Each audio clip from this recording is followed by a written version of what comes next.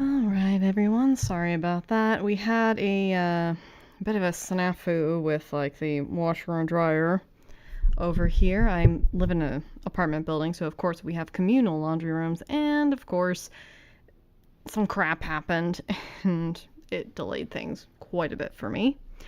So, anyways, you guys really turned up for the poll this time. And you guys all wanted Dick Tracy. I'll be honest, I haven't, outside of the Dick Tracy Valentine's Day special, I haven't really read any Dick Tracy myself, let alone the original Dick Tracy magazine comic strips. Let's see if we can make this a bit bigger. Nope. But yeah, that's what the original Dick Tracy strips looked like. Boop.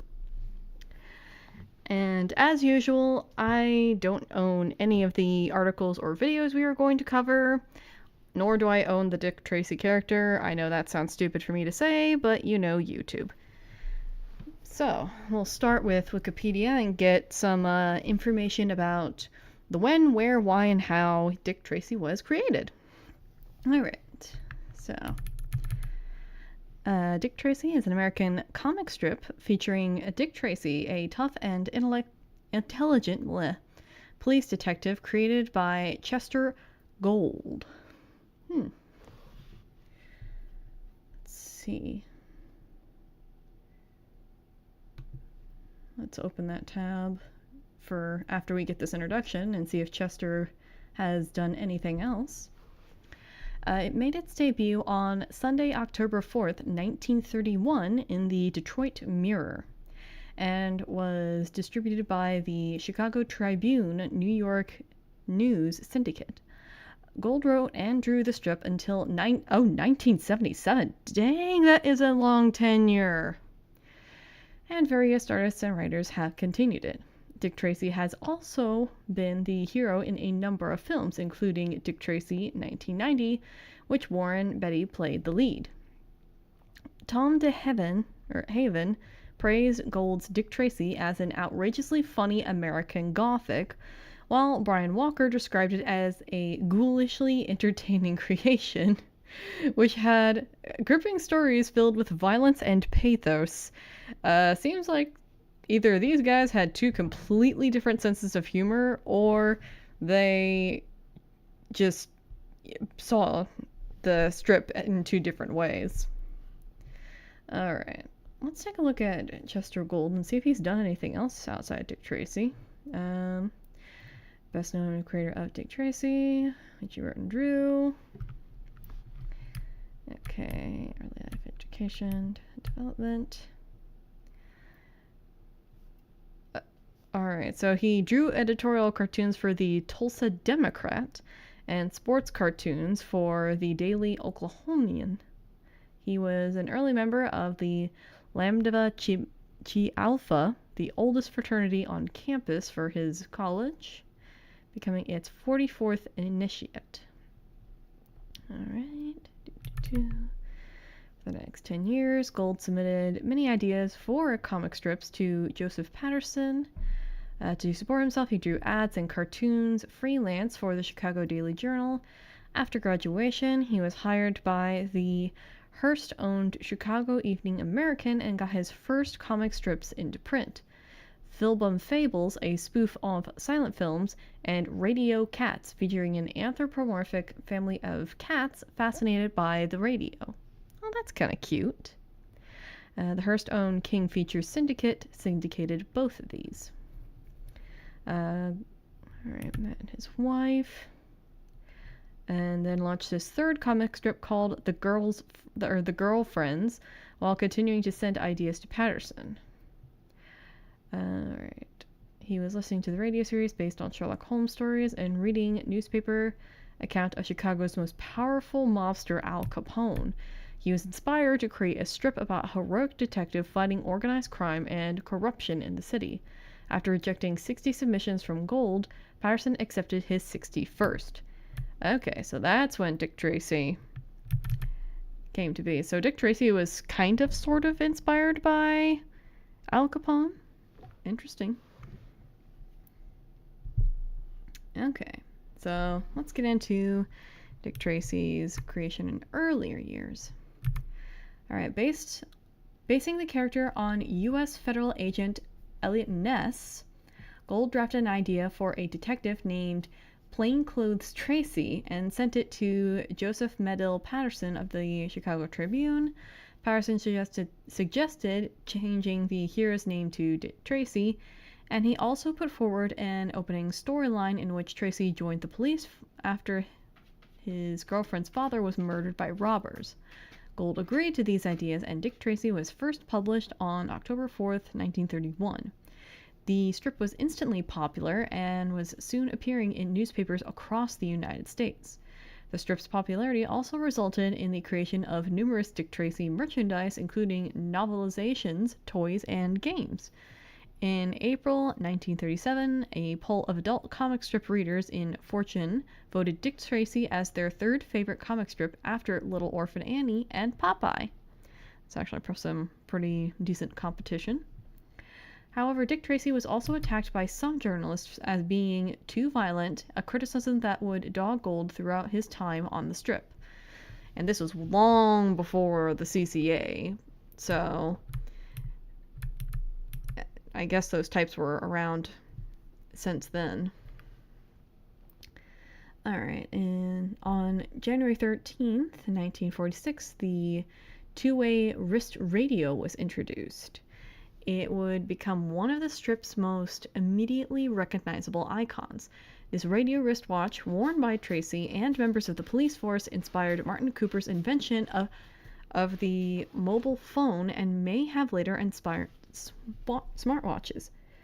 Wait, so Dick Tracy inspired the invention of the mobile phone? That's wild.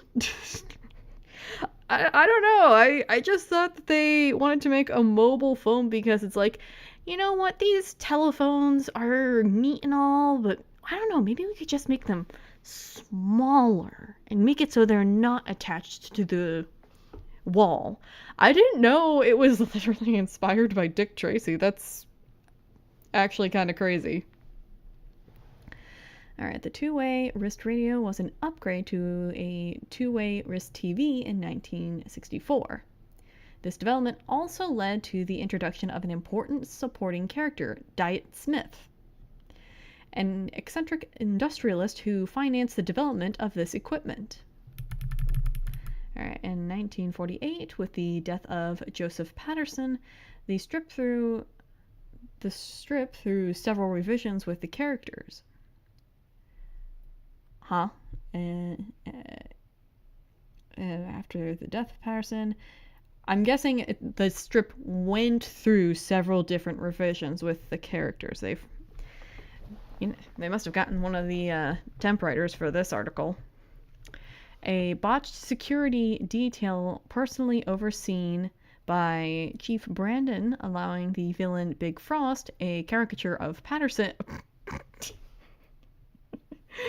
to murder the semi-regular character Brilliant, the blind inventor of the two-way wrist radio, among other devices, whereupon Chief Brandon, Dick Tracy's superior on the police force and a presence in the strip since 1931, resigned in shame, and Patton, the O in this surname has since been replaced with an E, was promoted to police chief in Brandon's place on Tracy's recommendation after declining promotion himself, previously having been Tracy's buffoonish partner. A new character was introduced in December of 1948 named Sam Ketchum to take Patson's place as Tracy's sidekick. Alright, now we get to the 1950s. Gold introduced topical storylines about television, juvenile delinquency, graft, organized crime, and other developments in American life during the 1950s. So it kind of seems like he would have kind of sort of agreed with the earlier criticism that his comic was too violent by saying, no, you're right, there are some media that's too violent, and that's why Dick Tracy is going to lampoon them. So I just still find it so odd with the CCA when they were so concerned about showing violence. And it's like, well, What about the kind of violence where you're taking down the violent people? I mean, you can't exactly just shake hands and be like, oh, you naughty little trickster, you need to stop. And you'd be like, oh, you got me. But then again, these are the people who came up with CCA were also the same people who thought if you write it down, then it will inspire people to do the thing, which is not true. But anyway, elements of soap opera depicted Dick, Tess, and Junior, along with the Tracy's baby daughter, Bonnie Braids, at home as a family. Depictions of family life alternated with the story's crime drama, as in the kidnapping of Bonnie Braids by fugitive Curly Lou, or Junior's girlfriend Model being accidentally killed by her brother. Interesting. Gold incurred some controversy when he had Tracy live in an unaccountably sorry, it's been a long day. Unaccountably ostentatious manner on a police officer's salary, and he responded with a story wherein Tracy was accused of corruption and had to explain the origins of his possessions in detail.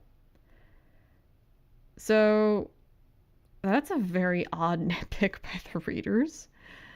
In his book-length examination of the strip, Dick Tracy, the official bibliography, J. Madare suggested that Gould's critics were unsatisfied by his explanation. Nevertheless, the controversy eventually faded, and the cartoonist reduced exposure to Tracy's home life. Oh my goodness, that's such a weird thing to get your knickers in a twist about. Alright. Tracy's cases generally incriminated independent operators rather than organized crime, with a few exceptions such as Big Boy, a fictionalized version of Al Capone, and the strip's first villain. Tracy contended with a series of big-time monsters in the 1950s, such as The King, George Mr. Crime Alpha, Odds Zon, and Willie the Fifth Million. After events like the Kefauver hearings? What the heck is the Kefauver hearings? Alright. United States Senate Special Committee to Investigate Crime in Interstate Commerce. Oh, okay. Investigated organized crime which crossed state borders in the United States. Okay. Alright. As Tess faded into the background, Tracy took as his assistant the rookie policewoman Liz Worthington, a photographer who becomes a highly capable police officer, which was a rare female character type for its time. From 1956 to 1964, the Dick Tracy Sunday page was accompanied by a topper humor strip called The Gravies and drawn by Gould and his assistants. All right. The 1950s were often considered the strip's artistic and commercial prime, which is thought to come to an end with the 1959 story with the villains The Fifth and his colleague Flyface. In that story, The Fifth was Gould's criticism of the constitutional right to silence, with the gangster invoking that right for any question, which his cohort and legal representation, Flyface, was a caricature of lawyers as repellent men constantly swarmed by flies, as was most of his family as well. In that story, Gould's creative weaknesses began to become more obvious, with his vitriolic, overlong condemnation of the right of the accused, and any new restraint on police practices, no matter how justified, while his grotesque style for his villain characters began to alienate contemporary readers enough to prompt newspapers to drop the strip. Yeah, I think this was long before the Miranda rights. When were the Miranda rights? Alright, the Miranda rights. What year was that? Okay, 1966. So yeah, this is long before the Miranda rights thing. So yeah, getting on the justice system's case about the right to silence, you're not a good look. The individual, the right to refuse to answer questions, which is like, look, even if someone is guilty of a crime, they have a right to remain silent. They have a right to not give out information. And it's like, okay, then you have to just prove that they did the crime with actual outside evidence.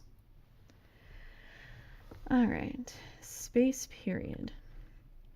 As technology progressed, the methods that Tracy and the police used to track and capture criminals took the form of increasingly fanciful atomic-powered gadgets developed by Diet Smith's Industries.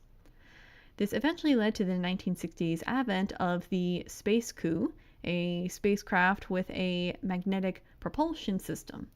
This marked the beginning of the strip's space period, in which saw Tracy and friends having adventures on the moon and meeting Moon Maid, the daughter of the leader of a race of humanoid people living in Moon Valley in 1964. That sounds so goofy and so fantastic. I wonder if they have any pictures of Moon Maid. Aww.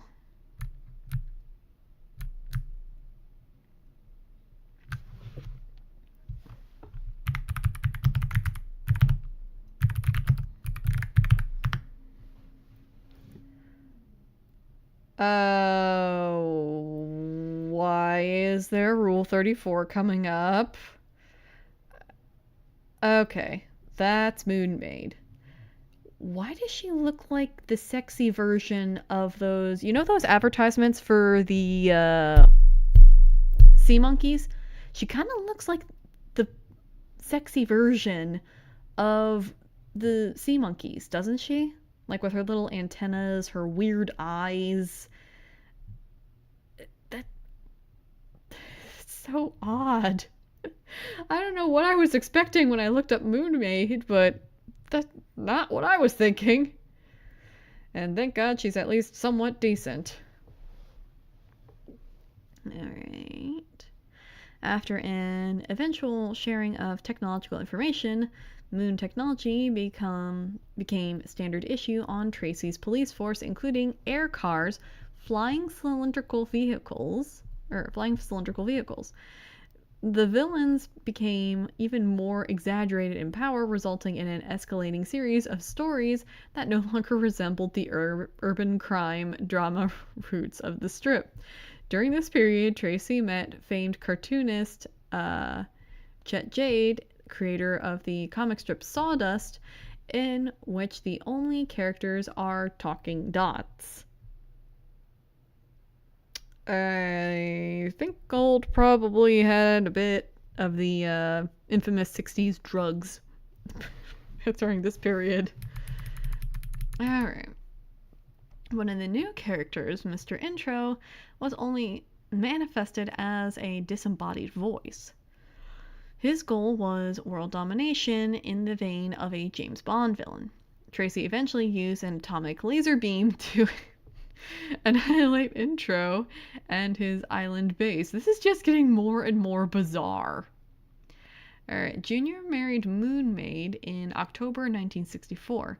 Their daughter, Honeymoon Tracy, had antenna and magnetic hands. In the spring of 1969, Tracy was offered the post of Chief of Police in Moon Valley. However, he ended up back on Earth when the Apollo 11 mission in 1969 showed that the moon was barren of life. Wait, that was the reason why? Okay. Many of the accoutrements of the space period stories remained for many years afterward, such as the space coup and much of the high-tech gadgetry. Moon Maid receded from the storyline. The stories of this period took an increasingly condemnatory tone pertaining to contemporary court decisions concerning the rights of the accused. Oh boy. Which often involved Tracy being frustrated by legal technicalities. For example, having caught a gang of diamond thieves red-handed, Tracy was forced to let them walk because he could not prove beyond a reasonable doubt that the diamonds were stolen. As he saw the thieves get off without penalty, Tracy was heard to grumble, "Yes, under today's interpretation of the laws, it seems it's the police who are handcuffed." I wonder what Gold's opinion of Dirty Harry would be. I feel like he would really like Dirty Harry. The strip was criticized for advocating violence. For instance, Moon Maid, incensed at a woman being attacked by a criminal and no one helping her, in an obvious reference to the murder of Kinney Genovese, becomes a mysterious murderous vigilante to Dick Tracy's open approval in violation of his profession's ethics. What the hell? So she becomes the Punisher? What? Oh my god, this strip has gone off the rails. Alright. On June 7th, the day after Senator Robert F. Kennedy was killed by an assassin, the strip's final panel announced, "Violence is golden when it's used to put down evil." Oh, that is terrible timing. The strip was obviously prepared weeks before the assassination, but the timing of the strip's publication attracted negative attention. Some newspapers dropped the strip as a result. From 1960 to 1974, the strip's newspaper coverage dropped from 550 to roughly 375. Yeah, he could not have predicted that Robert F. Kennedy was going to be assassinated. So yeah, it was very much a bad time thing. But it's still kind of a weird ending message for a comic strip to have. Alright. So in the 1970s, Gold modernized Tracy by giving him a longer hairstyle and a mustache, and added a hippie sidekick, Groovy Grove, to appeal to young audiences. Oh dear. Groovy's first appearance in print, as it happened, occurred during the same week as the Kent State shootings. Oh my god. Groovy remained with the strip on and off until his death in 1984. Wait, the character was killed off? Okay. Shortly before his retirement, Gold drew a strip in which Sam, Liz, and Groovy held Tracy down to shave his mustache. Oh my god.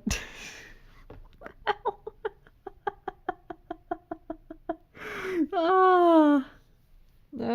They had a stash intervention with him. How are you liking some of the old Dick Tracy lore, babe? Tom is in the chat, guys. I'm referring to Tom, not you guys. Tom is in the chat. Alright, continuing.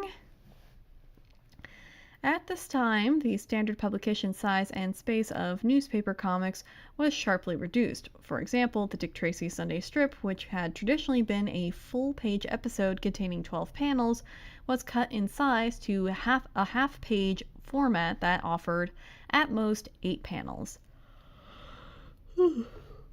These new restrictions created challenges for all comic artists. Yeah. Plenty family. Okay. Alright, the Plenty family was a group of goofy redneck yokels headed by the former villain Bob Oscar, B.O., along with Gertrude, Gravel Gertie, Plenty. Gravel Gertie was introduced as the unwitting dupe of the villain, the Brow, who was on the run from Dick Tracy. The family provided a humorous counterpoint to Tracy's adventures. The Plenty sub-story was decades long and saw Sparkle Plenty grow from an infant to a young married lady, eventually becoming a beautiful fashion model. Sparkle Plenty's 30 May.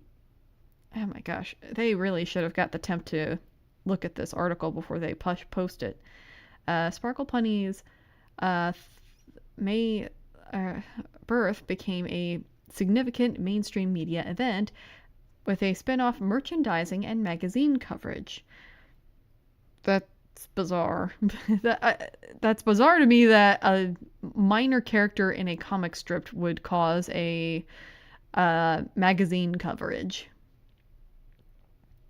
Alright, the Plenty family appeared with Tracy in a story that occurred in a bank where B.O. found a way to prevent thieves from snatching an envelope of money from a counter.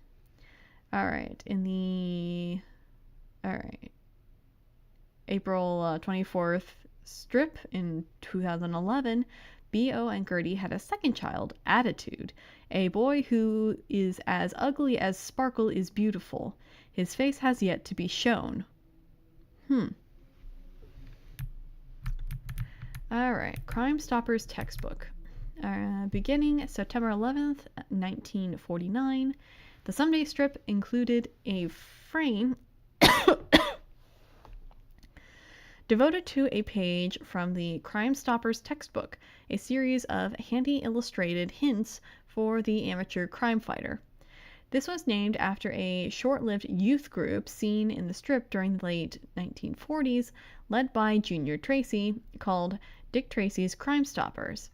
This feature ended when Gould retired from the strip in 1977, but Max Allan Collins reinstated it, and it is still part of the strip. After Gould's retirement, Collins initially replaced the textbook with Tracy's Rogues Gallery, a salute to memorable Tracy villains in the past. Alright. Now we get to after Gould. Alright. Chester Gould retired from comics in 1977. His last Dick Tracy strip appeared in print on Sunday, December 25th, Christmas Day, of that same year. The following Monday, Dick Tracy was taken over by Max Allan Collins and longtime Gould assistant Rick Fletcher. Gould's name remained in the byline for a few years after his retirement as a story consult. Why does Rick Fletcher sound familiar?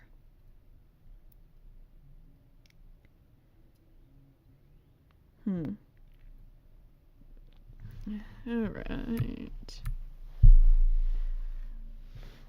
In one of Collins' first stories as the strip's writer, the gangster known as Big Boy learned that he was dying and had less than a year to live. Big Boy is still seeking revenge on Tracy, who had sent him up the river to prison, and he wanted to live just long enough to see Tracy's death.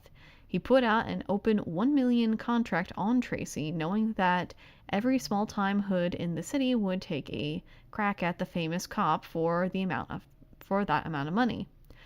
One of the would-be collectors rigged Tracy's car to explode, but inadvertently killed Moonmaid instead of Tracy in the explosion. A funeral strip for Moonmaid explicitly stated that this officially severed all ties between Earth and the Moon in the strip. That was probably to get rid of the whole Moon subplot, because that was pretty out there, thus eliminating the last remnants of this space period. Honey Moon received a new hairstyle that covered her antenna, and she was ultimately phased out of the strip. Junior later married Sparkle Plenty, the daughter of B.O. and Gravel Gertie, and they had a daughter named Sparkle Plenty Jr. Sparkle had been divorced by her cartoonist husband, Vera Adlid, who was thus also removed from the cast. Collins felt that their original marriages were a mistake on Gould's part. In the 1990s, Tracy's son, Joseph Flintheart Tracy, took on a similar role to Junior's in the earlier strips.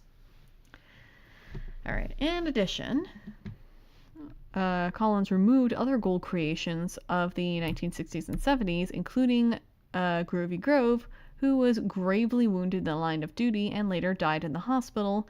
Liz married him before his death. On a more philosophical level, Collins took a gradually less cynical view of the justice system than Gould. Tracy came to accept its limitations and requirements as a normal part of the process which he could manage. Extreme technology was phased out, such as the Space Corps or Space Coupe, in favor of more realistic advanced tools such as the two-way wrist computer in 1987. Alright. New semi-regular characters introduced by Collins and Fletcher included Dr. Will Carver, a plastic surgeon with otherworld ties who often worked on known felons, Wendy Wetchell, a swarmy newspaper reporter editorialist with a strong anti-Tracy bias in her articles, and Lee Ebony, an African-American female detective. Vitamin Flintheart reappeared occasionally as a comic relief figure. The aged ham actor created by Gould in 1944, who had not been seen in the strip for almost 3 decades. The Plenty family, B.O., Grapple, Gertie, Sparkle, were also brought back as semi-regulars. Alright, our original villains seen during this period included Angel Top, the revenge-seeking psychopathic daughter of the slain Flat Top, Torture, whose schemes were arson for profit, and Split Screen, a video pirate. Collins brought back at least one classic Gould villain or revenge-seeking family member per year. The revived Gould villains were often provided with full names and marriages as well as children, and other family connections were developed, bringing more humanity to many of the original grotesque brutes. Flat Top particularly had a number of relatives, all with his characteristic head structure and facial attributes, who turned up one by one to avenge their ancestor on Tracy. Rick Fletcher died in 1983, and was succeeded by editorial cartoonist Dick Tracy, who had assisted Gould on the strip in the late 50s and early 60s. Tracy was assisted by his son John, who died in 1986. Max Allan Collins was fired from the strip in 1992 following a financial reorganization of their comic strip holdings, and the Tribune staff writer and columnist Mike Killen took over the writing. Killen continued until his death on October 27th, 2005. Ooh boy. Them's the pits. Alright. Dick Tracy was both author and artist for over 3 years, beginning January 9th, 2006.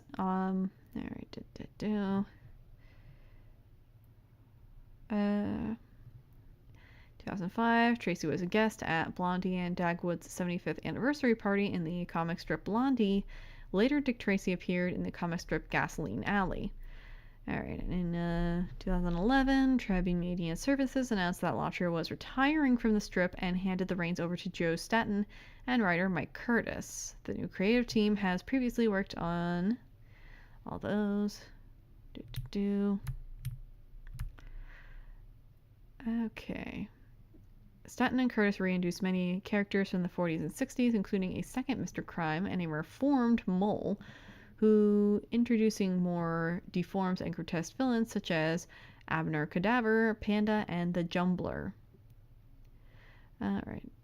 Also done crossovers and cameos from Popeye, Brenda Starr, Reporter, Funky Winkerbean, Fearless Fosstick, The Spirit, the Green Hornet, For Better or For Worse, Friday Foster, and several long sequences involving Little Orphan Annie. Okay. Honors and awards. Oh yeah, there was a Dick Tracy radio broadcast for a long time. And recordings, straight up comic books. Lots of books.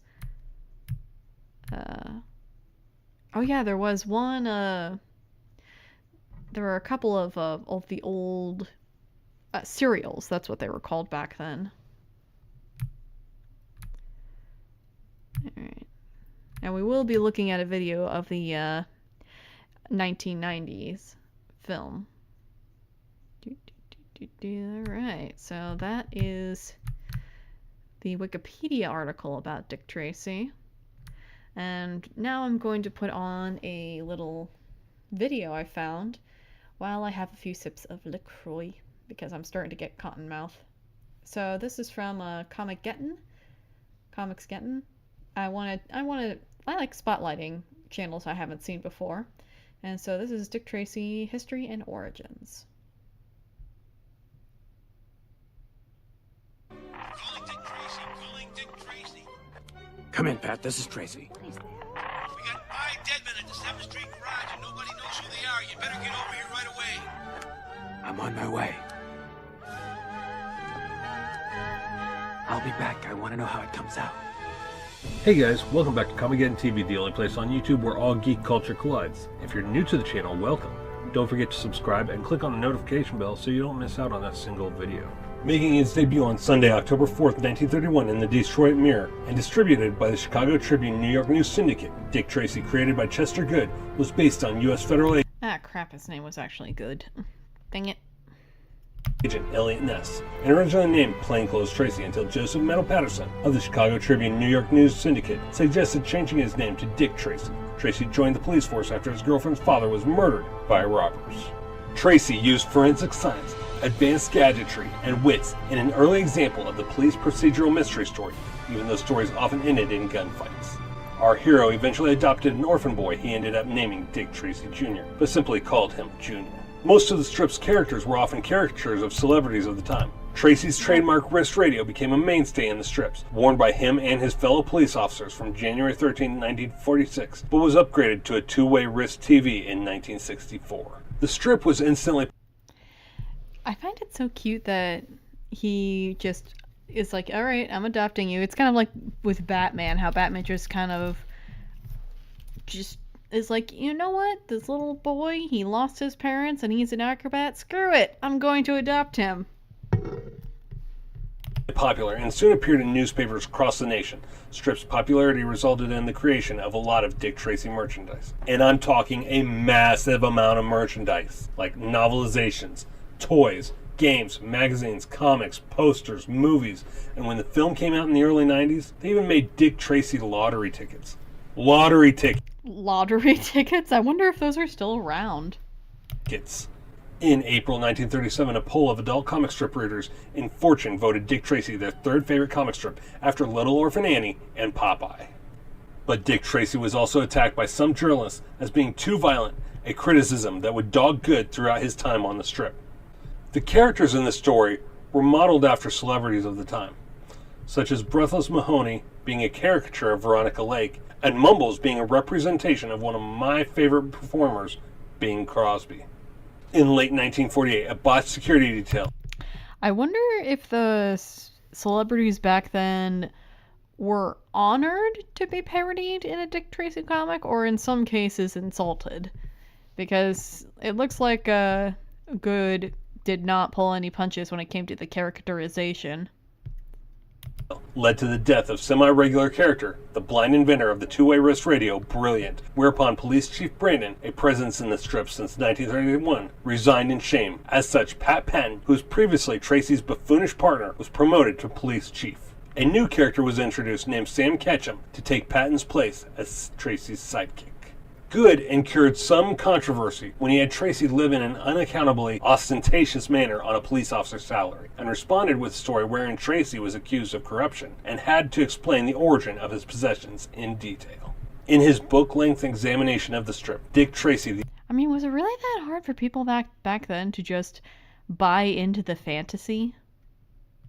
The official biography, Jay Mader, suggests that Good's critics were unsatisfied by his explanation. Even so, the controversy eventually faded, and the cartoonist reduced exposure to Tracy's home life. As technology advanced, the methods that Tracy and the police used to track and capture criminals took the form of increasingly fanciful atomic-powered gadgets, developed by Diet Smith Industries. This eventually led to the 1960s advent of the Space Coupe, a spacecraft with the magnetic propulsion system, which started the strip's space period. During this time, Tracy went on adventures in outer space, encountered extraterrestrials, and used moon technology. In the 1970s, Good modernized Tracy by giving him a longer hairstyle and mustache, as well as adding a Oh my god. Oh. Oh no. He looks like that weird uncle that you see in every in every family Thanksgiving. He looks like that weird uncle. hippie sidekick, Groovy Grove. Shortly before his retirement, Good drew a strip in which Sam, Liz, and Groovy held Tracy down to shave off his mustache. Chester Good retired from comics in 1977, with his last Dick Tracy strip appearing in print on Sunday, December 25th, Christmas Day of the same year. The following Monday, Dick Tracy was taken over by Max Allan Collins. I think he's reading off the Wikipedia page like I did. Maybe he'll bring in some more insight. And longtime Good assistant Rick Fletcher. Good's name remained in the byline for a few years after his retirement as a story consultant. The Dick Tracy radio show aired weekdays on NBC's radio stations from 1934 to the ABC network in 1948. Bob Berlin was the first Radio Tracy in 1934, and others heard in the role. During the 1930s and 40s were Barry Thompson, Ned Weaver, and Matt Crawley. The early shows all had 15-minute episodes. Tracy made his first comic book appearance in 1936 as one of the features included in the first issue of Dell's Popular Comics. These were reprints from the newspaper strip, reconfigured to fit the pages of the comic book. The villain looks like he has a horse face. I wonder who he was supposed to be. As was the case with most Tracy comic book appearances, Tracy remained a regular feature in Popular Comics through the publication's 21st issue.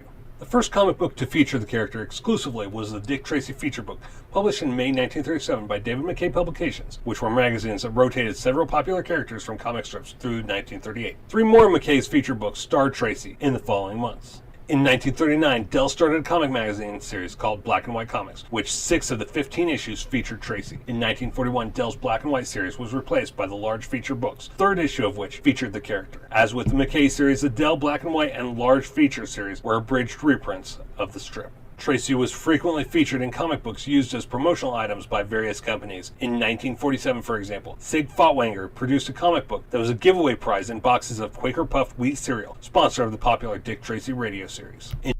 Back when cereal boxes had, actual good shit in them.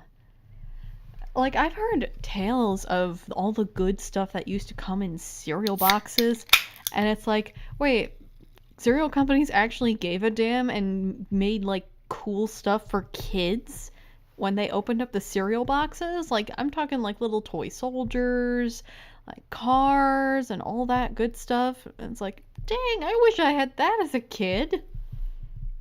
In January 1948, Dell began the first regular Dick Tracy comic book series, named Dick Tracy Monthly. The series ran for 145 issues, the first 24 of which were published by Dell, after which it was picked up by Harvey Comics. Continuing the same numbering, Harvey published the series until 1961. Dick Tracy was revived in 1986 by Blackthorn Publishing and ran for 99 issues. Disney produced a series of 3 issues as a tie-in for their 1990 film. This miniseries, True Oh yeah, Disney was the ones behind the, were the ones behind the 1990s movie. Hearts and Tommy Guns was drawn by Kyle Baker and edited by Len Wein. 3rd issue was a direct adaptation of the film. In 2018, IDW Publishing announced a new Dick Tracy comic book by Mike, Lee, and Laura Allred, as well as Rick Tommaso. Dick Tracy made his film debut in Dick Tracy from 1937 in a 15-chapter movie serial by Republic Pictures starring Ralph Byrd. In 1990, Warren Beatty directed and starred as the title character in a live-action all-star cast film, along with Al Pacino, Dustin Hoffman, and Madonna. Beatty was a lifelong Tracy fan and wanted to create a movie that would do the character justice, something Hollywood could learn a lot from today. He produced, directed, and starred in the film. The film depicts the detective's romantic relationships with Breathless Mahoney and Tess Trueheart, as well as his conflicts with crime boss Alphonse Big Boy Caprice and his henchmen. Tracy also begins fostering a young street urchin named Kid. Walter Hill originally came on board to direct with Joel Silver as producer, approaching Warren Beatty for the title role. Pre-production had progressed as far as set building, but the film was stalled when artistic control issues arose with Beatty, who as mentioned was a fan of the Dick Tracy comic strip. Hill wanted to make the film violent and realistic, while Beatty envisioned a stylized homage to the 1930s comic strip. The actor also reportedly wanted $5 million plus 15% of the box office gross, a deal which Universal refused to accept. Hill and Beatty left the film, which Paramount began developing a lower budget project with Rich Benjamin directing. The film rights eventually reverted to Tribune Media Services in 1985. However, Beatty decided to option the rights himself for $3 million, along with the cash-up script, when Jeffrey Katzenberg moved from Paramount to the Walt Disney Studios. The movie resurfaced with Beatty as director, producer, and leading man. And I mean, let's face it, to us 80s and 90s kids, when we think of Dick Tracy, we picture Warren Beatty in the classic yellow trench coat and fedora. Early in the development, This movie sounds like it was absolute hell to get off the ground. Beatty decided to make the film using a palette limited to just 7 colors, primarily red, green, blue, and yellow, to evoke the film's comic strip origins, with each of the colors to be exactly the same shade. Disney modeled its marketing campaign after the 1989 success of Batman, which was based on high Getting that is very interesting, considering that Batman is a lot darker and broodier, and they wanted to model this bright, colorful movie to be similar to Batman.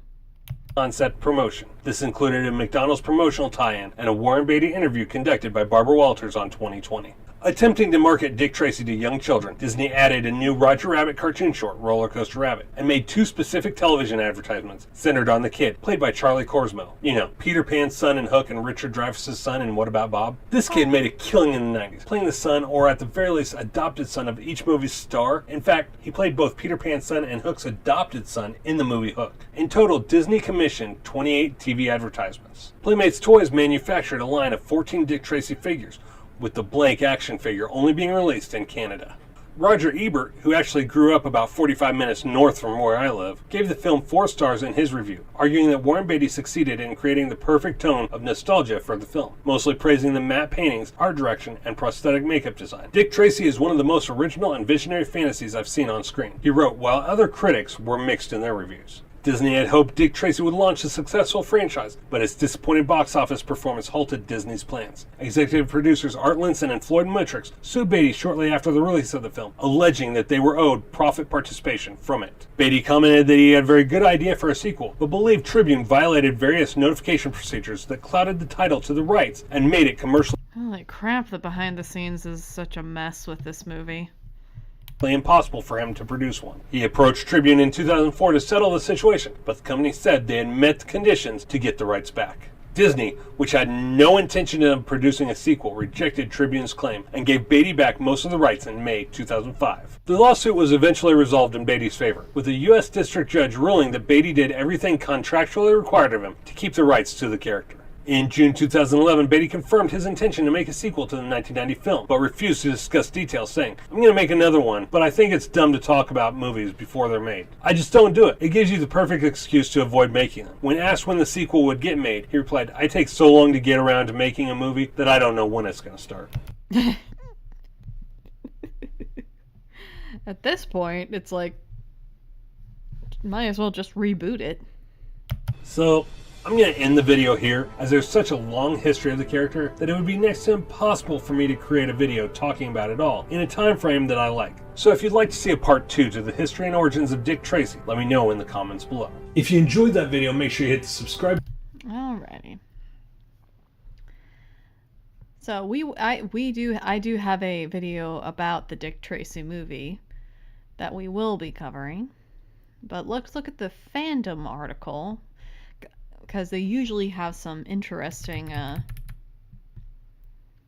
info in these ones.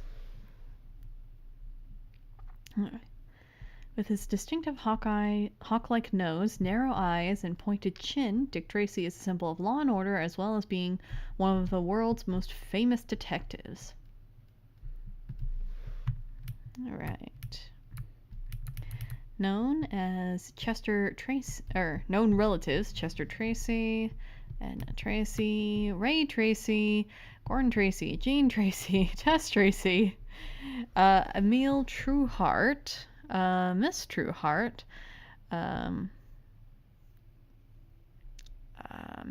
Miss Trueheart, Dick Tracy Jr., Dr. Son, Bonnie Tracy, Joe Tracy, Moon Maid, Honeymoon Tracy, Sparkle Plenty, Jewel Tracy, And Dick Tracy. Dick Tracy the third. Alright. So Dick Tracy was born in 1909.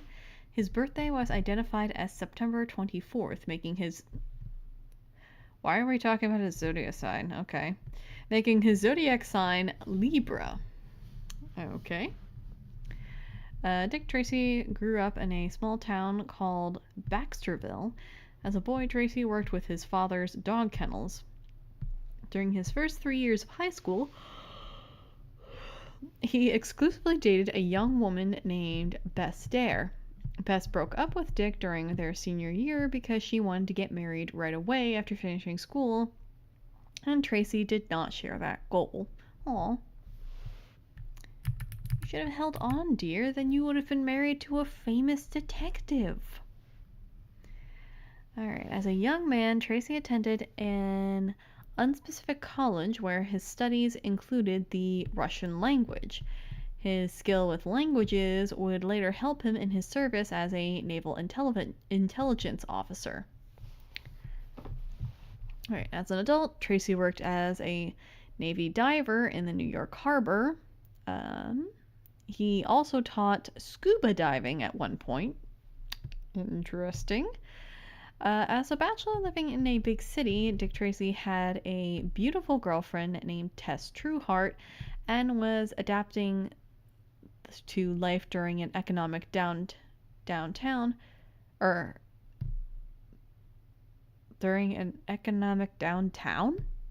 What? I think that was supposed to be downturn. An economic downturn when organized crime was rampant. We're just learning so many new things about Dick Tracy. Hey Tom, has Dick Tracy mentioned his scuba diving experience in the newer comic books? Alright, tragedy at the Truehearts. One night after Tess's father Emil closed his deli for the evening, Tracy went to the Truehearts' home for dinner. Tracy was about to announce his plans to marry Tess when mobsters broke into the house. They shot Emil Trueheart and stole the $1,000 he had in his upstairs safe. The mobsters knocked out Tracy and abducted Tess, leaving Tracy stunned and Miss Trueheart in a state of shock. Haven't heard anything about that. It would be interesting if they had a future episode where for some reason Dick Tracy had to go underwater and they're like, hey Dick Tracy, how do you know how to do that? And he's like, oh, I used to teach scuba diving. 5 issues in, so maybe later on. Yeah, maybe later on. Alright. Over the body of his girlfriend's father, he swore that he would find Tess and bring Emil's murderers to justice. The mobsters were enforcers for Big Boy, a powerful crime boss. Chief Brandon recruited Tracy into the plainclothes unit, and Tracy proceeded to infiltrate Big Boy's operation, rescue Tess, and brought the mobster to justice. Alrighty. Soon afterwards, Tracy adopted a young street urchin who later chose to call himself Dick Tracy Jr. Jr. and Tracy's partner Pat Patton helped Tracy solve many crimes and encountered dozens of grotesque characters such as Prune Face, Flaptop, BB Eyes, Shaky, the Mole, the Brow, Miss Prune Face, the Blank, Influence, Mumbles, and many others. The names for these villains are so weird. It's not uncommon for Tracy to be targeted by relatives of these enemies seeking revenge.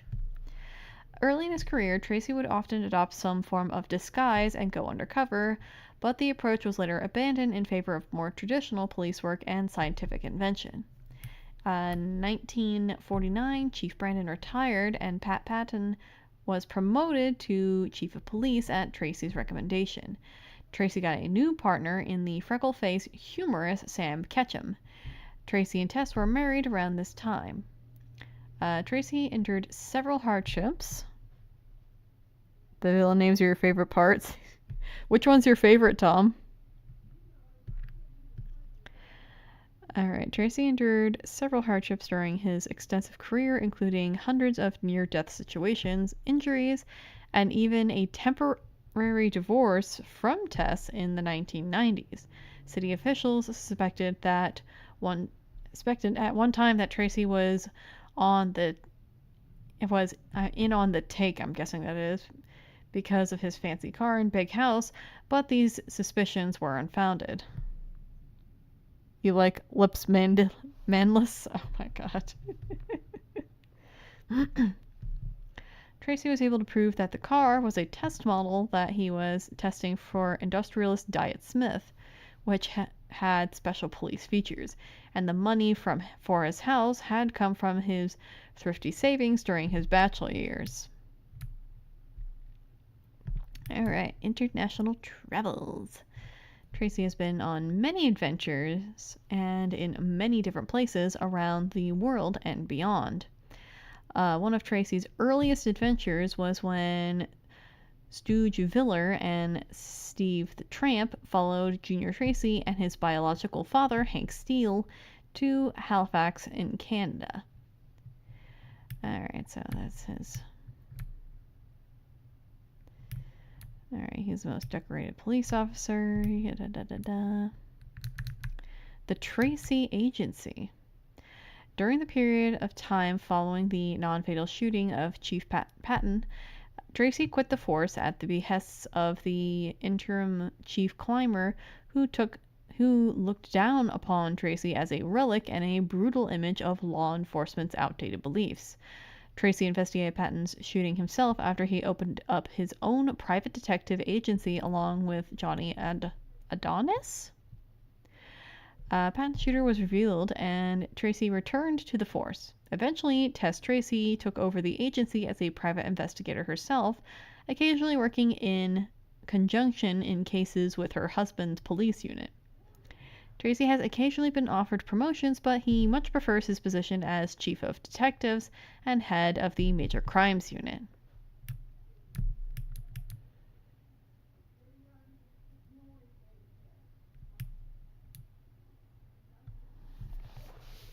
Alright, let's look at some of these notes and see if we find anything funny. Readers should note that in the original story, when Brandon offered Tracy a position as detective, his exact words were, "Tracy, how'd you like to join the plainclothes squad?" This could be taken in two ways. First, that he was offering to hire Tracy, then a civilian, for a job on the police force with an immediate appointment to the detective bureau. Or second, since he did not say, "How would you like to join the police department?" that Tracy was already an officer and that Brandon was offering him a transfer to plainclothes.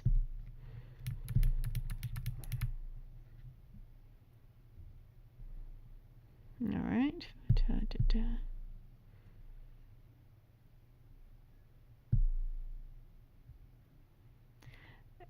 Sam Ketchum mentions to his wife that while Tracy typically reads the newspaper, the only book he's seen Tracy read was by Max Allan Collins, presumably a mystery or crime novel. Tracy is also fond of the stories of Sherlock Holmes and Jules Verne's Journey to the Center of the Earth. Tracy once said his favorite cop movie was Blade Runner. This must have been several years afterwards. He has also expressed a fondness for Japanese monster or kaiju movies. Tracy was not a fan of the film Sharky's Machine, saying he found it too violent. Among his favorite music, Tracy has listed Warren Zevon, Gordon Lightfoot, and the Talking Heads. Tracy expressed disdain for the science of oceanography, dismissing it as boondoggle. Wait, you were part of like the Navy scuba team. Why do you hate oceanography? Tracy has a license to fly rotorcraft, helicopters, and fixed-wing aircraft. Tracy disapproved of casino gambling, and he expressed the opinion that it brought crime and immoral behavior to the places where it was legalized. Alright, Tracy is an avowed dog lover, but he is not opposed to animal testing for medical purposes, referring to it as a necessary evil. Dick Tracy has a rare blood type, a trait which he has in common with Diet Smith. In addition to the signature yellow overcoat and fedora, Tracy typically wears a black suit with a red, white, and black striped necktie.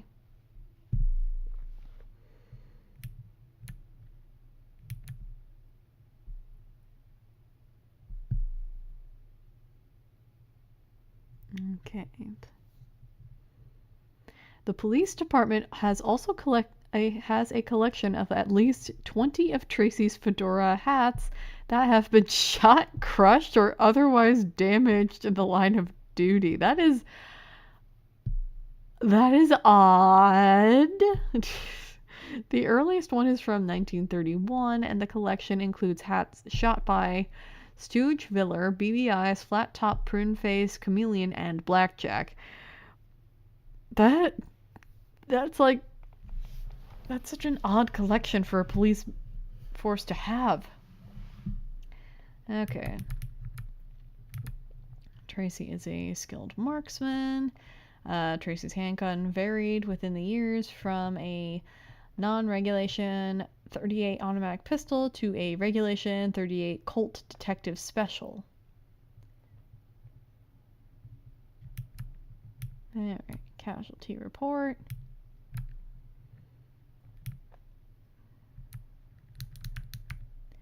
Wait a minute, he was shot in the head at one point? How the hell did he survive that?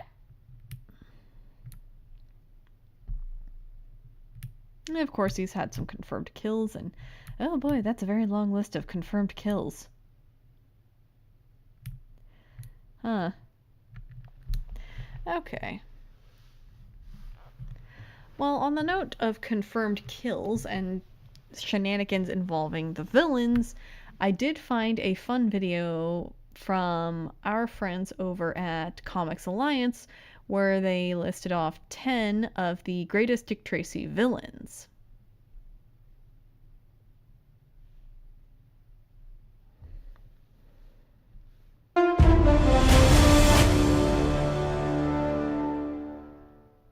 Welcome to another edition of Rogues Gallery, where we count down the best of the worst bad guys based on your votes. This week, we're looking at the crooks and criminals that plague the classic comic strip character, Dick Tracy. And just missing out on the top 10 this week are Itchy Oliver, Flyface, and Lips Manless. Let's start the... Itchy Oliver? What was his thing? Was he trying to, rob the itching powder store? countdown. Number 10, The Mole.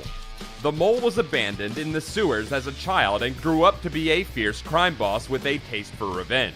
However, after discovering a community of homeless families had made his warehouse their home, he turned over a new leaf and committed his life to protecting them and making sure they were provided for. Aw, that's actually quite a sweet turnaround of him. Number 9, Zora Arson. Zora Arson first clashed with Dick Tracy after a botched attempt to free her brother Boris from police custody. Later, Boris and Zora hid from the law with Cutie Diamond, but were discovered by Tracy, and both Zora and Cutie were killed by police as they attempted to shoot their way out. Oh boy. That's a hell of a way to go. Number 8, Littleface. Leonard Little... What?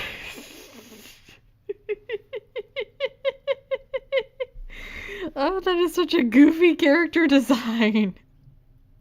Littleface Finney was a gangster who managed to evade Tracy by hiding in a meat locker, after giving the detective the run around town. When he was eventually caught and then later released, Finney turned straight based on the kindness shown to him by his adversary and served as an informant for Tracy when needed. Number 7, The Brow. No kidding.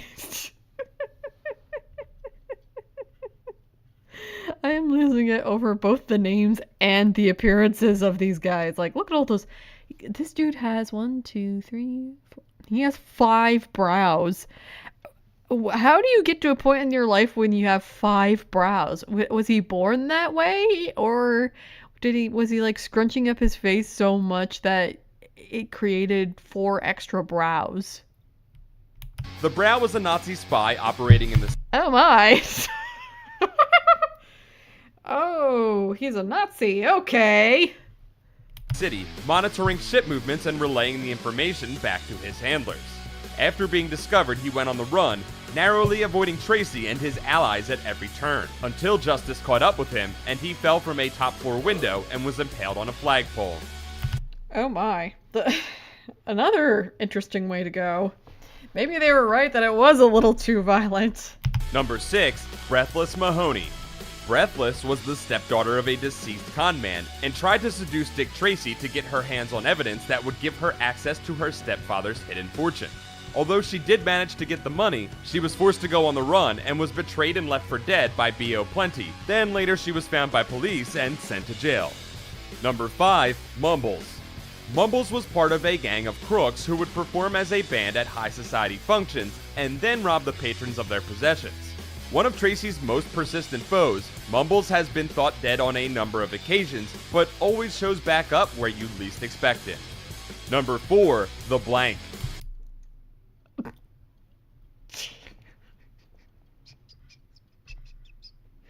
So he's basically the Question. He's an evil Question.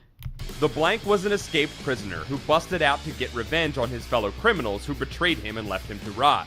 As opposed to most Dick Tracy enemies, he was more focused on revenge as opposed to wanton crime, and has a lot in common with modern-day anti-heroes. Number 3, Big Boy. Big Boy was a crime boss in the city who kidnapped Dick Tracy's girlfriend, Tess Trueheart, and shot and killed her father. He forced Tess to be the getaway driver in a later robbery, but she was rescued by Tracy, who went undercover into Big Boy's gang to free her. Big Boy was finally caught by Tracy and sent to prison after an attempted robbery. From prison, Big Boy kept up his criminal empire through outside agents. He was finally released 18 years later and attempted one last time to get revenge on Dick Tracy, but failed and died of a heart attack as police arrived with an arrest warrant. Number 2, Prune Face. Oh, his face looks like a vagina. His face looks like a vagina.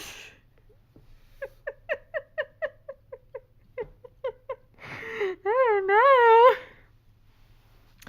no. Well,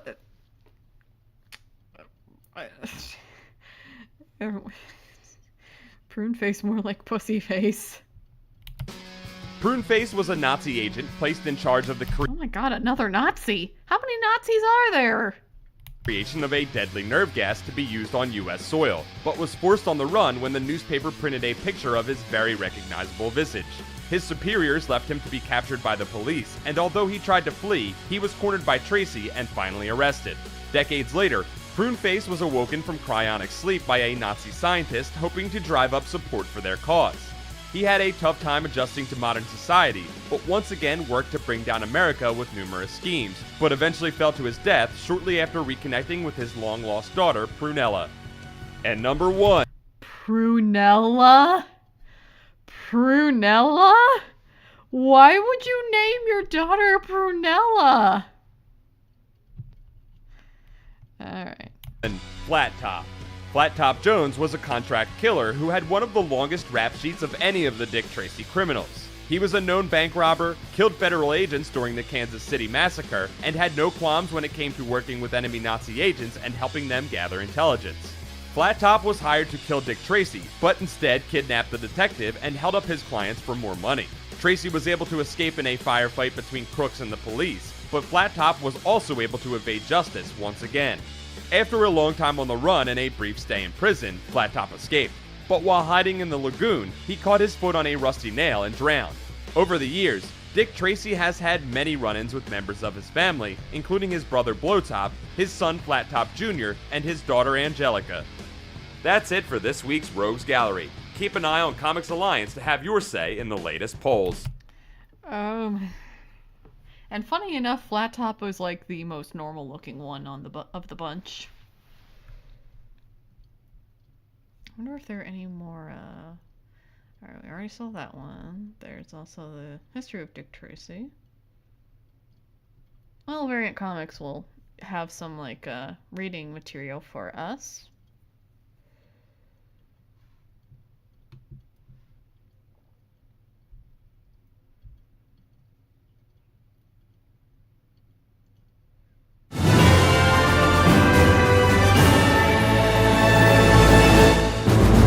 What's up, my comic comrades? A while back, we told you we were going to start covering some of the pulp characters in the world of fiction, and we kicked that off in September by giving you the history of the Phantom. If you haven't watched that episode, be sure to do so right here. In any case, today we're talking about the one and only Dick Tracy. It's a character not many people know much about besides what they know from his 1990 film, and say what you will about that movie, I loved it growing up. I still love it because nostalgia is a strong thing. In any case, let's see how this character got a start. It ultimately made his big screen debut in 1990 as one of the first characters from the world of comic strips and comics to get a big budget movie. Dick Tracy was created by Chester Gould and first hit the pages of a comic strip on Sunday, October. Wait, is it good or gold? Wait, was I pronouncing it right this whole time? 4th in the year of 1931, inside of the Detroit Mirror, which was a newspaper distributed by the Chicago Tribune New York Times Syndicate. Gould based the character off famous U.S. federal agent Eliot Ness. For those of you who don't know, Eliot Ness was an American prohibition agent who became famous for his efforts to bring down Al Capone and force prohibition in Chicago. Boo! Boo! We do not tolerate such blasphemy on the regular channel. He was a famous leader of the law enforcement agents from Chicago nicknamed the Untouchables. And I'm sure whether you know about the Untouchables or not, you've at least heard the name. In any case, with Ness the basis of Gould's character, he then came up with the name Plainclothes Tracy and then sent the idea to Joseph Mandel Patterson. Patterson worked for the Chicago Tribune New York News Syndicate and basically handled their comic strip division. From there, Patterson suggested making a few changes, like changing the name Plainclothes Tracy to the now famous Dick Tracy. Patterson also suggested the first storyline be about Tracy joining the police force after his girlfriend's father was murdered by a crook. Gould liked these ideas, so he agreed, and like I said a minute ago, Dick Tracy was then first published on October 4th in 1931 in the Chicago Tribune New York News Syndicate. And as you would guess, as the character is still super iconic all these years later, Dick Tracy was a massive success. So popular, in fact, he soon started appearing in newspapers across the United States. Dick Tracy was even voted in 1937 the third favorite comic strip after Little Orphan Annie and Popeye. But of course, there's always haters out there, and some journalists attacked Tracy thinking he was too violent. As Taylor Swift says, haters gonna hate, hate, hate. Come on, don't act like you guys don't get down on some T Swift. Let's be real here. But on that note, I cannot remember the last new Taylor Swift song I have listened to. I honestly don't remember. There's Dick Tracy's real-world origin and creation. So now let's see what his origin is inside of the comic strips and comic books. Like most good origins, Dick Tracy's is based in tragedy because in order to root for a hero, we need to be able to understand, care, and feel sympathetic for why he or she is doing what they're doing. And the easiest way to do that is with a tragedy occurring in that character's life. Point and case, the death of Bruce Wayne's parents, the death of Peter Parker's uncle, the death of Superman's parents and his planet, the death of Barry Allen's mother, and the death of Dick Grayson's parents. See what I'm saying here? What I'm saying is, more so than not, there's usually a death of a loved one that sets the hero down the path to fight injustice. And in Dick Tracy's case, it would be the death of his girlfriend's father. But I'm getting ahead of myself. I'm putting the cart before the horse. Let's start from the beginning. Dick Tracy was born in 1909 on September 4th. Yeah, this guy would be well over a century old if he was real. As a child, Tracy would work at his father's dog kennels. When he became older, he would go to college where he studied such things as Russian. The language skills he learned in college would help him later on in life when he became a naval intelligence officer. Then when he was a full-blown man, He is reading off of the Phantom article. So how about we skip ahead to specific story arcs? and even get himself a partner, Pat Patton. Pat would help him solve countless crimes and fight a bunch of new villains for the first time, like Pruneface, Flat Top, Mumbles, and BB Eyes. But just like that, friends, we have the origin of Dick Tracy. So now, let's move on to story arcs and publication history. Dick Tracy was such a good police officer, he would go on adventures throughout the world. One of these adventures led him to Halifax, Canada, when Stooge Viller and Steve the Tramp followed Junior Tracy and his biological father, Hank Steele. Tracy would even be stranded for weeks on an island in the South Atlantic with a Scotland Yard police detective during an adventure that also took him to Cuba. What I'm trying to tell you here is that his story arcs took him all across the world. But it doesn't end there. By the time 1986 rolled around, Tracy was recruited by President Ronald Reagan to be part of the government exchange program. What is with that woman's face? Her eyes look so damn creepy. program where he went to Russia as an observer of their law enforcement with the KGB. Basically, the president wanted Tracy to see if there was any funny business going down. Tracy would even become involved in a number of cases in France and England. One of the coolest adventures around the world, though, is when Dick Tracy went on vacation to Europe with Tess, where they retraced the steps of famous detectives such as Sherlock Holmes, who was a real person in the world of Dick Tracy stories. But let's jump back a little bit to the 1960s. Like most characters in the world of fiction, they have to adapt to the real world, at least what's popular to consumers at that time. In the 1960s was all about space, meaning, of course, Dick Tracy had to adapt. So around this time, Tracy and his friends would have adventures on the moon, meeting characters like Moon Maid, the daughter of the leader of a race of humanoid people living in Moon Valley. But then the 1970s rolled around, where it was all about disco, bell-bottoms, hippies, and tie-dye. So Gould modernized Tracy, giving him longer hair. It looks even worse colorized. Ugh, why did they give him a mustache? And a mustache. And a hippie sidekick called Groovy Grove. That's Groovy Grove? Okay, he has no right to judge Dick Tracy's mustache, because he looks like a freaking weasel with his mustache. It doesn't get much more 70s than that. Now, let's shift gears for a second and talk about Dick Tracy's comic books, because he was primarily a comic strip, but his stories would eventually get adapted into actual comic books, pretty soon after his creation, actually. Tracy made his first comic book appearance in 1936 as one of the features in the first issue of Dell's Popular Comics. With that said, many of his first stories that appeared in comic book form were just reprints from his newspaper strip. They just reconfigured the strips to fit the pages of a comic book. Dick Tracy would remain a regular feature in Popular Comics through issue 21. But for those of you wondering what was the first comic book to feature Dick Tracy exclusively, that would be the Dick Tracy feature book, which was published in May of 1937 by David McKay Publications. Tracy would appear in several series throughout the 1930s, but it wasn't until 1948 that he was given his first regular comic book series, Dick Tracy Monthly. The series ran for 145 issues, which is pretty crazy. The first 24 issues were put out by Dell, but from issue 25 on, Harvey Comics picked up the title, continuing the same numbering, publishing the book until 1961. Dick Tracy Comics remained rather quiet after this, until 1986, when Blackthorn Publishing began a new monthly series also called Dick Tracy Monthly. But once issue 25 hit, it became a weekly series, now called Dick Tracy Weekly, that ran until issue 99. It was around this time that Disney produced a mini-series of 3 issues that tied in to the 1990 film, which again, I love oh so much. Said series was called True Hearts and Tommy Guns, drawn by Kyle Baker and edited by Len Wein. It should also be said that the third issue in this miniseries was literally a direct adaptation of the film. So for those of you who love the Dick Tracy film like I did growing up, go read this series because it's in the same continuity as the film. With that said though, most recently IDW has acquired the rights to publish Dick Tracy comic books, such as the miniseries Dick Tracy Dead or Alive and Dick Tracy Forever. Both are 4-issue limited series that are basically love letters to the classic Dick Tracy, combining classic elements of the iconic detective, but also giving it a modern twist. What I'm saying is, if you love Dick Tracy or just curious about him, check out these books. On that note, it's time for powers and abilities. I don't really have any powers, but he does have that watch.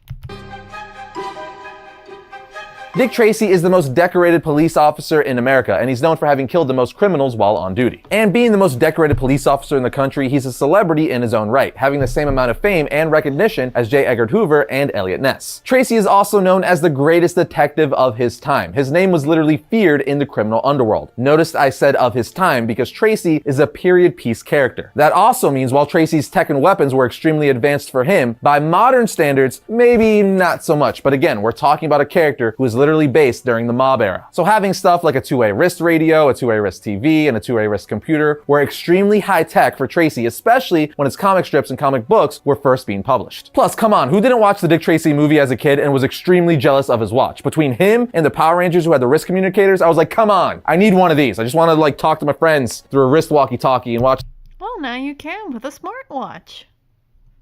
TV and stuff. Enter the Apple Watch years later. What I'm saying is, for his time, Tracy had cutting-edge technology due to his friend Diet Smith, who was a billionaire industrialist funding and creating all of his tech. And of course, being a law enforcement officer and detective, Tracy uses an array of guns, which he's extremely proficient with. In the end, Dick Tracy has no real superpowers or crazy abilities. He's just the ultimate police officer and detective. With that said, let's move on to reading recommendations. Definitely check out Dick Tracy Dead or Alive, Dick Tracy Forever, Dick Tracy The Colin Case Files Volume 1, and Dick Tracy Casebook Favorite Adventures 1931 to 1990. But also watch the 1990 film if you haven't already, and watch his live-action TV series. Yeah, if you didn't know, Dick Tracy had a live-action TV series that lasted from 1950 to 1951 on ABC. He even had a cartoon series that was produced from 1960 to 1961 by UPA, so check that out as well. That should be enough to get you all started. remember correctly, you know the Batman 66 show? It turns out Batman was not their first pick when it came to making a live action show.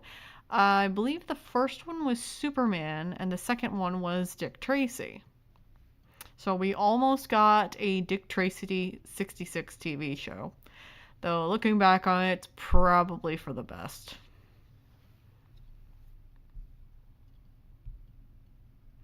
Alright, our final video for today from Born to Rant is Dick Tracy is a really weird movie. So this is very specifically just about the Dick Tracy movie. Everyone, today we're here to talk about what just may very well be the weirdest comic adaptation of all time. A movie that wasn't afraid to put Oscar winners like Al Pacino and Dustin Hoffman in some of the most grotesque and insane makeup ever used in a movie. A movie that is unafraid of its source material. Chilly.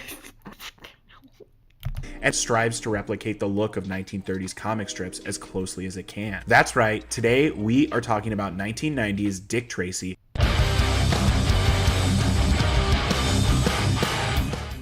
So Dick Tracy was directed by and stars Warren Beatty alongside Madonna, Al Pacino, and Dustin Hoffman, just to name a few. The movie also features a score by Danny Elfman, who was fresh off doing the Batman soundtrack, and boy can you hear it. And also features 5 original songs written by Broadway legend Stephen Sondheim, because this movie is secret. Wait, Sondheim got in on this? Interesting. Like 40% a musical. And seriously, this is not only one of It's a musical? Oh my god. the weirdest comic adaptations of all time, but one of the weirdest movies of all time.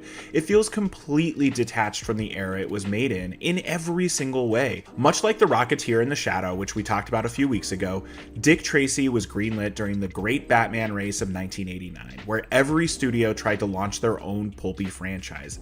I've said it before, and I'll say it again. Hollywood is incapable of learning the correct lesson when a movie hits big. After Batman came out, all of the studios rushed to find their next pulp adventure hero. Rather than look to other comics from DC or even Marvel, they looked to old pulp adventure characters from the 30s and 40s. But what really sets Dick Tracy apart from all these other pulp hero movies of the early 1990s is the look of the movie. And that's primarily because Beatty insisted that the film stick with the same color palette used in the original comic strip, and focusing primarily on just 4 colors: red, green, blue, and obviously yellow. And Dick Tracy isn't the only comic book adaptation to try and imitate the style of its source material as closely as possible. I mean, just look at 300 and Sin City for examples.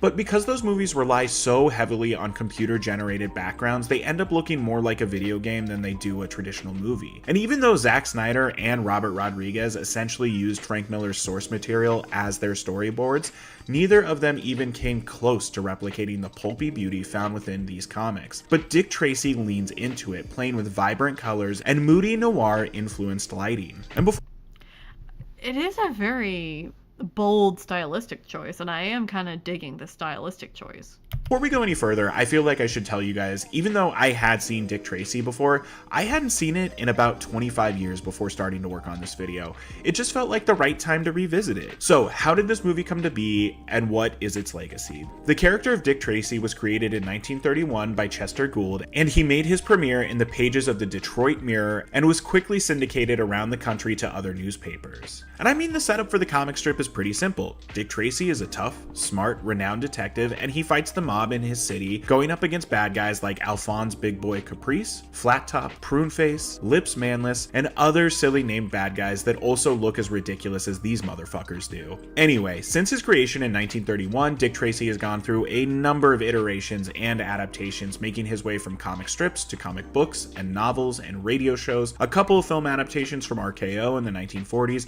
and then finally, in 1990, we got Warren Beatty. What is he holding in his hand? It looks like a nutsack. Is he just it looks like a nutsack. his masterpiece? Anyway, Beatty apparently had an idea for a Dick Tracy adaptation as far back as 1975, and from then until the movie was released, it was constantly shuffling through writers, directors, and stars. Just for the fun of it, here's a long list of people that were at one point attached to work on or in talks to work on Dick Tracy. Steven Spielberg, Martin Scorsese, John Landis, Clint Eastwood, Walter Hill. Oh my god, can you imagine if Clint Eastwood directed this? Wait, Harrison Ford? Oh my god. Joel Silver, Harrison Ford, Tom Selleck, and Mel Gibson. And in 1985, Warren Beatty finally just said fuck it and bought the rights to Dick Tracy himself from Tribune Media. Isn't that fucking crazy that we used to live in a time where not every character was owned by a major corporation? What's really crazy though is that to this day, Warren Beatty still holds the rights to Dick Tracy. And as recently as 2023, he was claiming that a sequel movie was in the works. So one of the most interesting things about Dick Tracy to me is one, how weird it is, and two, that it's essentially Warren Beatty working through his intimacy issues and deciding to leave the bachelor life behind him. For those that don't know, Warren Beatty was a well-known bachelor in the 60s, 70s, and 80s. He's been linked to over 100 female celebrities over the years, so Dick Tracy was Damn. I think it would have been good with Eastwood too. That he would have leaned more on the like gritty police work rather than the cartoony side. released in 1990, and then in 1991, Beatty met and fell in love with Annette Bening. The two got married in 1992 and have been together ever since, and even have 4 kids together. Which is interesting when you consider that at its heart, Dick Tracy is really a movie about growing up and settling down and surrounding yourself with the people who care about you. And it's just really interesting to me that it was Dick Tracy of all movies that helped Beatty work through his issues and decide to settle down, especially when you consider that this movie also stars Madonna, who Warren Beatty was dating throughout all of production, and then the two promptly broke up after the movie was released. So anyway, in December of 1988, after Dick Tracy had been kicking around development hell for the better part of 15 years, Warner Brothers released a trailer for their upcoming summer tentpole, Batman, which shook all of Hollywood to its core. A new era was here, and this was the catalyst that finally got Disney to take Dick Tracy out of development hell and get the cameras rolling. And in February of 1989, Dick Tracy went into production with Warren Beatty starring and directing, and working with his longtime cinematographer Vittorio Storaro, and a cast that included Al Pacino, Madonna, Mandy Patinkin, Paul Sorvino, Dick Van Dyke, Dustin Hoffman, and James Caan. And then, on June 15th, 1990, Dick Tracy was released into the world, and it did pretty okay. Roger Ebert even gave it 4 out of 4 stars. And on its $46 million budget, the movie grossed a worldwide total of nearly $163 million, which isn't a smash hit by any means, but it certainly wasn't a flop either. And reading some reviews for Dick Tracy when it first came out, it seems like the general consensus was that the art direction, matte paintings, and cinematography all elevated it to another level far above its more bare-bones screenplay. Alright, now that all of the background is done, let's talk about this fucking movie. There's honestly a lot to love about Dick Tracy. I've already talked I just am in love with the aesthetics of this movie. a little bit about the color palette, but this movie opens loudly announcing that it's going to look a little different than most movies. This opening shot and sequence, I think, do a really great job of setting audience expectations of the visual language of the movie. Like, we open on the shot of Dick Tracy's gun, badge, and watch laid out before his radio with red trim, and then the camera tilts up to show us the radio in front of a wall that is also a deep red. No pattern, just red. And then we cut to a wide and Doesn't red usually indicate either danger, hunger, or lust? So, based on color theory, the fact that all of Dick Tracy's walls are red, does that mean he is an incredibly horny dude? Or they're probably communicating that he's like hunting for danger or something, but I don't know. I don't even know why my brain went there. see Dick Tracy leaving his apartment, and then the camera shows us the first beautiful matte painting of the movie, and all of this is telling us, hey, Just a matte painting. this movie's going to look and feel a little different. The shot composition alone feels like something straight from the pages of the comic strip, and that was fully Beatty's intention. His shots feel like panels, but panels where people live and move and breathe. As far as the plot of this movie goes, honestly, it's really not all that deep and not much happens in it. This is a movie that's almost entirely about the aesthetics and vibes. That being said, we pretty much immediately meet the kid played by Charlie Corsmo, who look at your little face. Would go on to be in Hook, one of my favorite Spielberg movies, and Can't Hardly Wait. And I was curious when making this video, so I pulled up his IMDb, and wouldn't you know it, he took a 20-year break from acting to become a lawyer and law professor before coming back in 2018 to be in 2 movies, both directed by his friend Aaron Schimberg, which are Chained for Life and A Different Man, both of which I still need to see. Now, where was I? Oh, right. It's probably for the best that he stayed away from acting for 20 years. I feel like the healthiest of the child actors were the ones who were like, you know what, screw it, I'm not gonna engage with this anymore. I got my bag, and I'm just gonna retire quietly at the ripe old age of 12. The movie.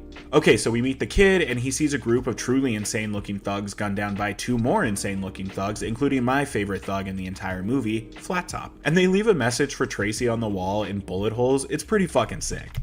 How many bullets did that Tommy gun have? Anyway, Tracy tracks down the kid as a witness and ends up kinda sorta adopting him with his girlfriend Tess Trueheart, played flawlessly by Glenn Headley. And she's clearly ready for Tracy to settle down with her, but also knows how seriously he takes his career, and after years of them being together, it's almost like she's given up hope that he'll ever be ready to settle down. We're also quickly introduced to Madonna's Breathless Mahoney and Paul Sorvino's Lips Manless, who is quickly tricked by our main baddie, Alphonse Big Boy Caprice, and ends up taking a cement bath before being dropped into the river, which leaves Big Boy Pretty sure they waited for the cement to harden first back in the day.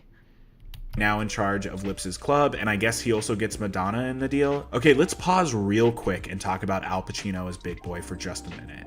First of all, this makeup is fucking incredible. And second, Pacino's performance here is like really strong. I mean, he was nominated for an Oscar for this role. Honestly, it kind of feels like he just dialed up Tony Montana a bit and leaned into his Italian accent instead of the bad Cuban accent he has in Scarface. Look, don't come at me in the comments. We all know he had no business playing a Cuban refugee. Also, isn't it kind of interesting that Big Boy is based on Al Capone and Capone's nickname was Scarface? So that means Pacino has done 2 completely different versions of essentially the same character, but I digress. Okay, this is also where we're introduced to Dustin Hoffman as Mumbles, and while his makeup may not be as insane Where are his pants? Why is he pantless? as the other mobsters, I fucking love his performance in this movie, and I just wanted to make sure I called that out because he's just a fun, silly character. Okay, so anyway, Big Boy takes over Lips's club and is trying to take over all the organized crime in the city, and we get this great scene of him teaching Breathless and several dancers a new routine for the club, and the whole sequence is hilarious and grotesque. Like, I just love how hard Al Pacino threw himself into this character and dialed it up to 11.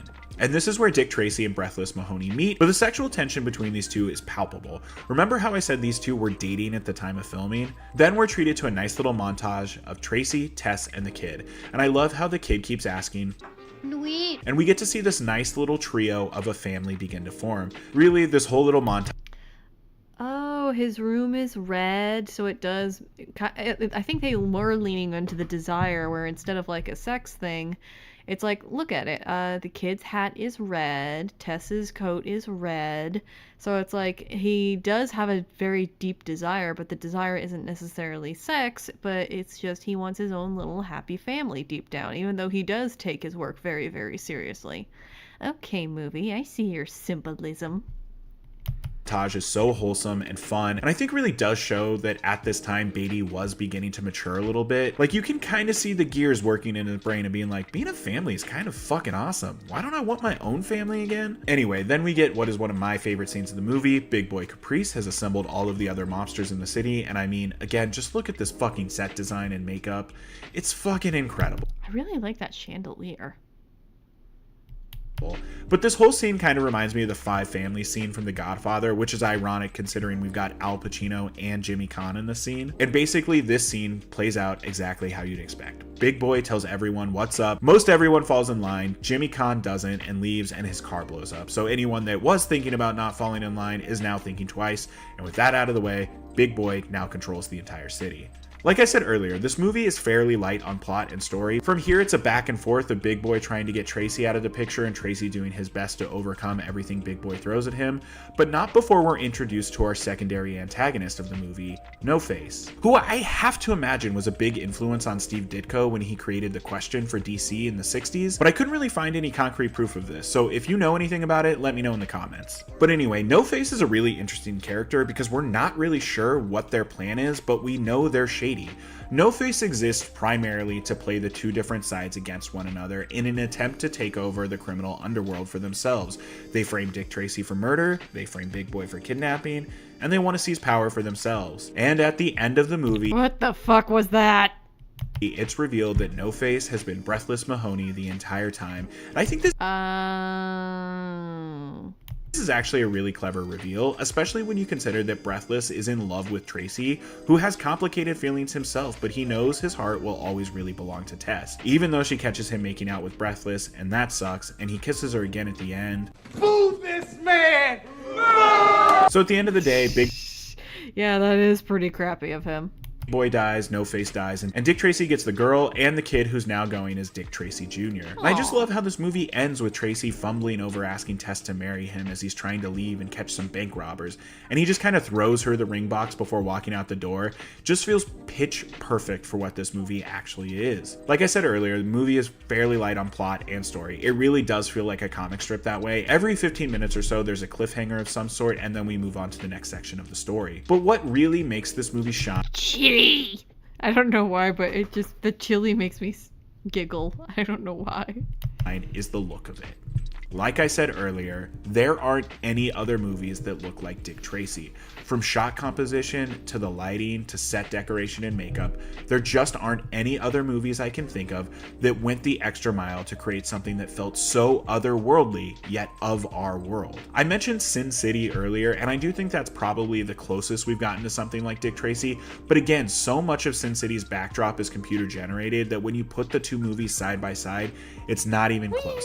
Dick Tracy blows it out of the water as far as looks goes. So 35 years later, what is the legacy of Dick Tracy? Well, I think it's largely forgotten. There hasn't been any attempt at a reboot because Warren Beatty still holds the rights and insists Well, Warren Beatty is trying to get a reboot or at least a sequel. he's going to make a sequel, but I think for the folks that remember Dick Tracy, they remember it fondly. Even if they didn't love the movie, I bet they still think of the way it looks from time to time. I know I still do. Like I said, prior to working on this video, I hadn't seen this movie in at least 25 years, so it was almost like seeing it again for the first time. And I will think about some of the shots in this movie for as long as I live because they're just that cool and memorable. Now, as far as Warren Beatty still holding the rights to the character and wanting to make a sequel, since 1990, he has made two short specials with Turner Classic Movies, one in 2010, although it was shot in 2008, and one in 2023. Both of them, he comes in, he plays Dick Tracy, and is weirdly interviewed by Leonard Maltin. All of this is just to ensure that Warren Beatty can hang on to the rights just a little bit longer. Well, Warren Beatty is currently 88 years old, and while he seems to be in good health, I do wonder if he'll be able to finally pump out that sequel before his time on this earth comes to an end. What do you guys think? Would you be interested in a Dick Tracy sequel starring a nearly 90-year-old Warren Beatty? Would you like a reboot? Or should we just leave Dick Tracy be and leave this wonderfully strange movie as his final cinematic legacy? Let me know in the comments. I've been Brandon from Born to Rant, and if you've made it... I mean, I'm more on team let's leave this movie alone, even though I haven't seen it. But as far as... because they're probably going to do something else with Dick Tracy, though I think it would probably be wiser to do a reboot of the franchise than to try and do a sequel. Because what are we going to do with a very, very, very old Dick Tracy? Unless, like, Dick Tracy Jr. decides to take up the mantle. Because it's kind of hinted at least in the Valentine's Day special Dick Tracy comic I read, that whatever children he and Tess have will eventually become police officers themselves. So, I mean, that would be kind of fun. That would be kind of cool. I don't know. You guys let me know in the comments what you think. But I think that's going to be all for me tonight, because there's not very many just straight Dick Tracy videos out there.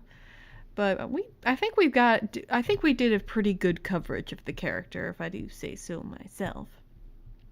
So, if you liked the stream, go ahead, leave a like, leave a comment, and make sure to follow me on X so you can vote on the next character stream, and I will see you all in the next one.